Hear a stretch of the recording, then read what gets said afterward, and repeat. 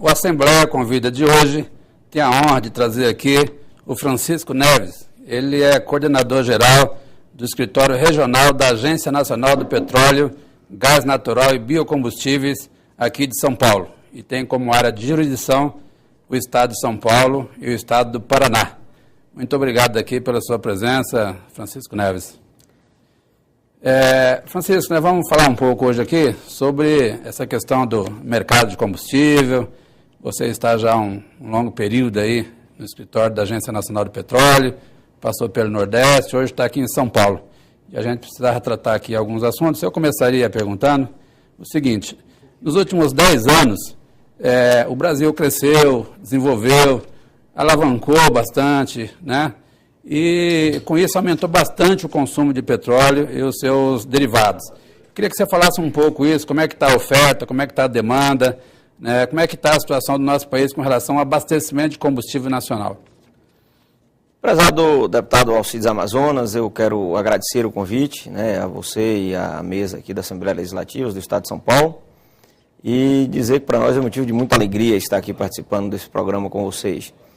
Mas é um pouco o que você colocou, de fato, né? Nós temos uma situação hoje no mercado de combustíveis que tem aspectos positivos, mas que também há dificuldades, né? Nós temos um mercado que cresce muito, né? Nós crescemos aí entre os anos de 2011 para 2012, do ponto de vista de mercado de combustíveis, do consumo dos combustíveis no Brasil, algo em torno assim de 7%, enquanto que o PIB nacional cresceu algo em torno de 1,5%. Então, o mercado de combustíveis, isso está ocorrendo ao longo desses últimos 10 anos, como você bem registrou. Quer dizer, nós temos um cenário em que o mercado de combustíveis ele cresce mais do que cresce o PIB brasileiro, e em alguns momentos 4 vezes mais, particularmente nesse período que eu acabo de registrar aqui. Então, é um cenário que, por um lado, revela a melhoria da renda das pessoas, a sua condição de compra, a movimentação, revela também movimentação na área de infraestrutura, porque também cresceu muito o mercado de diesel, não foi só de gasolina. Então, nós temos um cenário positivo sobre esse ponto de vista, né, que é o fortalecimento da demanda, mas temos dificuldade da oferta porque, na verdade, faltou-se investimento nos últimos anos, sobretudo no que diz respeito à indústria, ao refino. Hoje o maior problema nosso diz respeito à capacidade de refino do nosso parque industrial, né, de atender esse crescimento. Então, nós temos importado um número crescente de derivados de petróleo para que a gente possa, então, atender o mercado interno. Do ponto de vista da produção do óleo propriamente, essa produção ela tem tido pequenas oscilações, mas ela tem sido, e mesmo no curto prazo, uma curva mais harmoniosa entre oferta e demanda do que é a realidade dos derivados de petróleo. Então, vivemos esses dois cenários, de certa alegria por vermos a pujança econômica do nosso país, mas também por certas dificuldades no que diz respeito da indústria nacional atender plenamente esse mercado.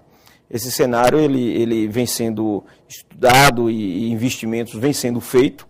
Nós estamos construindo refinarias no Nordeste, refinaria no Rio de Janeiro, para exatamente a gente, no curto prazo, dentro dos 5 anos, aí, provavelmente, tentar melhorar essa relação entre oferta e demanda. Então, as expectativas são muito boas, né? De garantir que o consumidor tenha o produto em todo o território nacional e que não vai faltar produto nesse próximo período. Não, faltar não está. Nós temos circunstâncias pontuais de dificuldade mais de logística, né? Mas, do ponto de vista do movimento geral de combustível no Brasil, nós temos uma situação de certa garantia do abastecimento. Mesmo porque a importação ela existe, mas ela não é a maioria, né? Não estamos alguns produtos aí um pouco mais de 10%, outros um pouco menos do que 10%. Poderíamos dizer que importamos aí algo em torno de 10% em média, né? Um cálculo assim empírico, uma observação empírica sobre o assunto.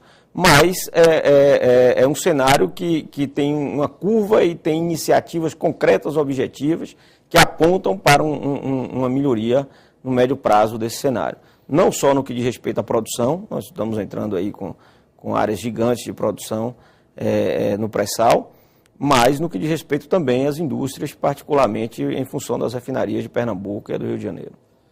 Nós estamos aí vivendo uma transição, né, entre os modelos, com a descoberta do pré-sal. Hoje tem um debate aí para a criação da Pré-Sal Petróleo Brasileiro, que é uma empresa estatal que vai gerir todo esse processo, os contratos e tal.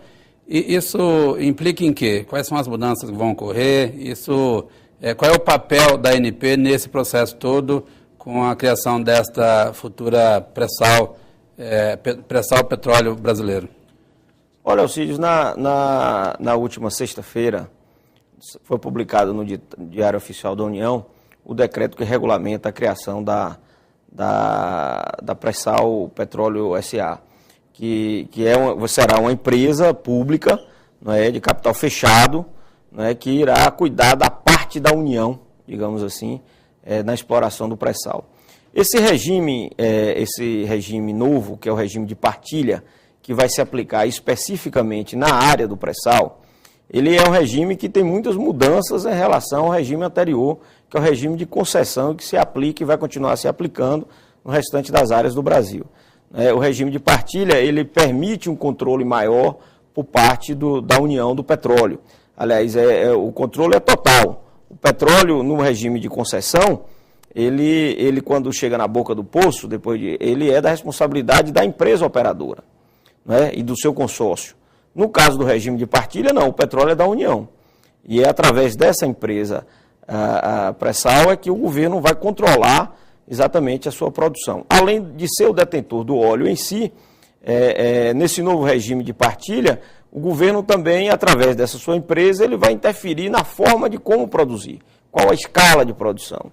Então, não há dúvida que no regime de partilha há um controle no que diz respeito à soberania nacional pleno, do ponto de vista do petróleo. Um controle pleno, não é parcial, como existe no modelo de concessão. Apesar de que, mesmo no modelo de concessão, entendendo-se que há algum risco à soberania nacional, o governo pode suspender.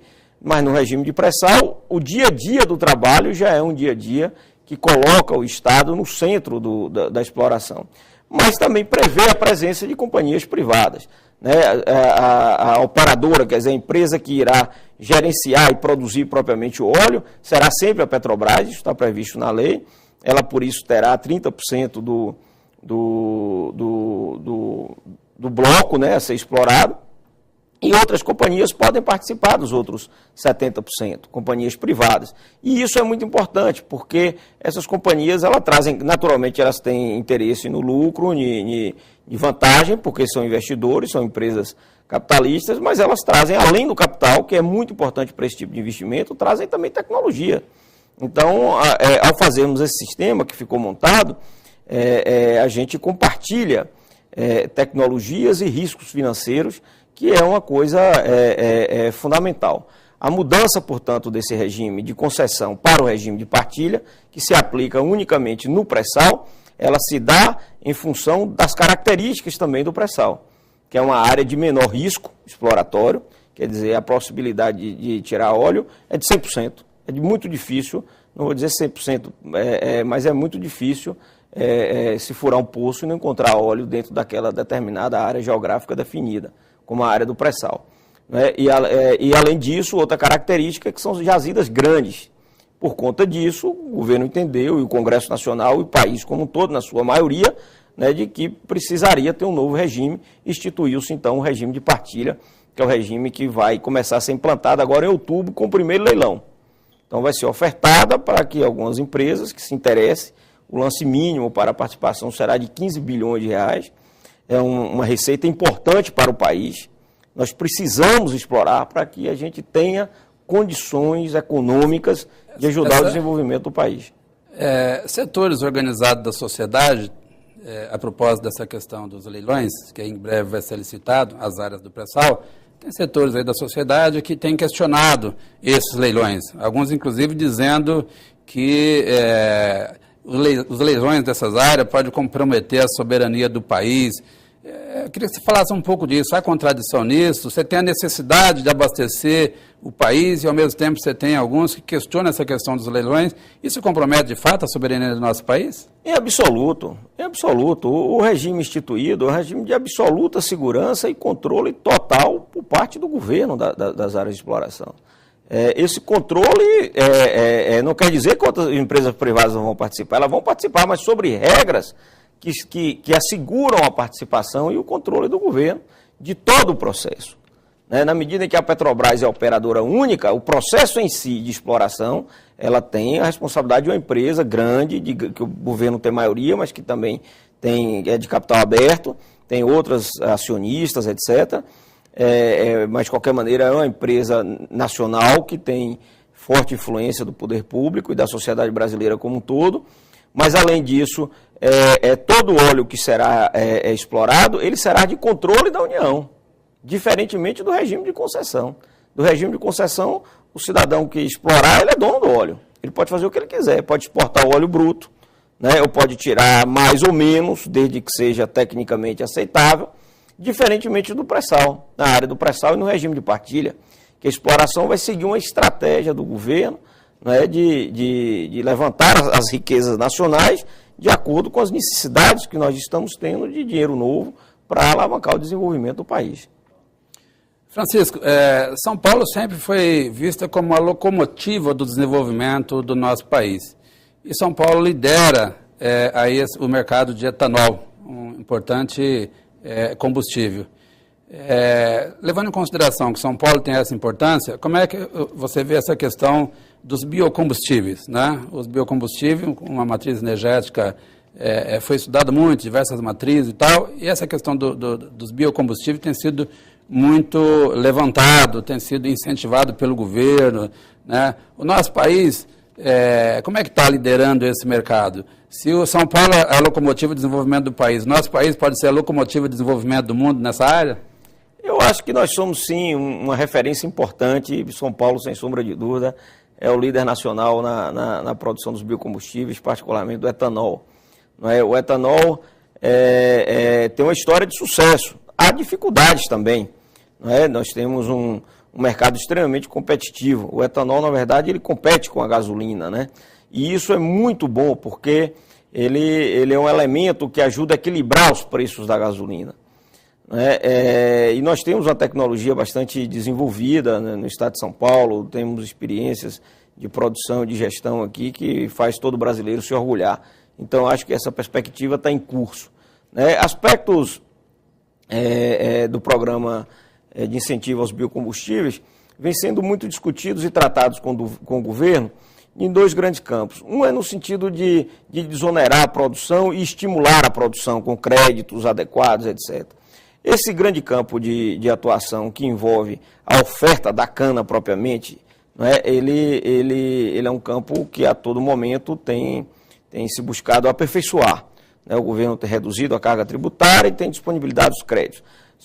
Muitos queixam que os créditos são de difíceis acessos, muitas exigências, e tudo isso tem uma certa verdade que precisa, volta e meia, ser revisto. E esse esforço o governo tem tido a todo momento. Mas não há dúvida que a atividade também é uma atividade privada, não tem como o governo, se criar a expectativa de o governo assumir todos os riscos e todos custos, digamos assim, no que diz respeito às regras de mercado, para que o etanol seja sempre mais conveniente do que a gasolina, no que diz respeito ao etanol hidratado. Porque nós temos dois tipos de etanol: o hidratado, que é o que a gente vende na bomba, né, que concorre diretamente com a gasolina, e o anidro, que compõe a gasolina, é parte da gasolina. Então, nós temos um cenário, esse ano a perspectiva é boa da safra, nós saímos de dificuldades aí do ano passado e do ano retrasado, desde 2011 estamos passando por dificuldades. Muitas medidas foram tomadas no sentido de estimular o aumento das áreas de cana e a renovação dos canaviais, e também o aumento da produção industrial de forma geral.